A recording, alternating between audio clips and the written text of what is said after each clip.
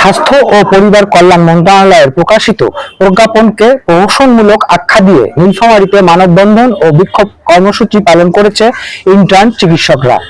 একই সাথে ইন্টার্ন ও প্রশিক্ষণার্থী চিকিৎসকদের বেতন বৃদ্ধি, কর্মক্ষেত্রে নিরাপত্তা নিশ্চিতকরণ এবং বিএমডিসি 25 অধ্যাদেশ সংশোধন সহ 6 দফা দাবিতে আলটিমেটাম দিয়েছে নীলফামারী মেডিকেল কলেজ হাসপাতালের ইন্টার্ন ডক্টরস সোসাইটি। আজ সকালে ডাক্তার তন্ময় সাহার সভাপতিত্বে নীলফামারী 250 শয্যা বিশিষ্ট জেনারেল হাসপাতালের সামনে ব্যানার ফেস্টুন হাতে বিক্ষোভ ও মানববন্ধন করেন নীলফামারী মেডিকেল কলেজ হাসপাতালের ইন্টার্ন চিকিৎসকরা। আন্দোলনকারীদের অভিযোগ, মেধা ও শ্রমকে বিভ্রান্তি দেখিয়ে প্রতিনিয়ত তাদের উপর বৈষম্যমূলক সিদ্ধান্ত চাপিয়ে দেওয়া হচ্ছে। বিশেষ করে গত 19 মে স্বাস্থ্য, শিক্ষা ও পরিবার কল্যাণ বিভাগ কর্তৃক গৃহীত FCPS ট্রেনিং সংক্রান্ত সিদ্ধান্তকে অযৌক্তিক দাবি করে তা আগামী 48 ঘন্টার মধ্যে বাতিলের দাবি জানান তারা।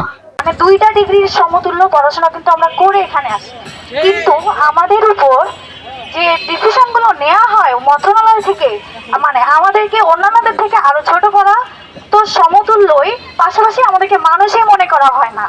দাবি যদি না মানা হয় তাহলে আমরা এর পরবর্তীতে আরো বড় কর্মসূচিতে যাব এবং আপনারা জানেন যে আমরা সারা বাংলাদেশের সব মেডিকেল কলেজ একযোগে আমরা এই আন্দোলন করতেছি। স্বাস্থ্য ও পরিবার কল্যাণ মন্ত্রণালয় FCPS সংক্রান্ত নীতিমালা জারি করে, যার বিরুদ্ধে আমরা সারা বাংলাদেশের সকল মেডিকেল শিক্ষার্থী, ইন্টার্ন ডক্টর সহ যারা প্রাইভেট ট্রেনি আছে তারা সবাই এর বিরুদ্ধে আমরা প্রতিরোধ কর্মসূচি পালন করছি।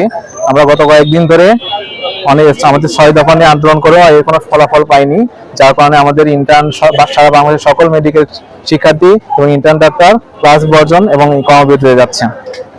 আমাদের দাবি সমূহ হলো, আমাদের FCPS ট্রেনিদের যে নতুন একটা নির্দেশনা দেওয়া হয়েছে তা বাতিল করতে হবে।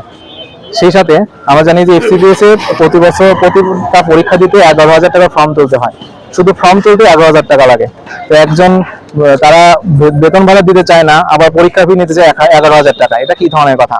আমরা চাই এই পরীক্ষার ফি 11,000 থেকে 1,000 এর নিচে নিয়ে আসা হোক। 500 থেকে 1,000 এর মধ্যে পরীক্ষা ফি হলে এটা আমাদের সবার জন্য খুব সুবিধা হবে।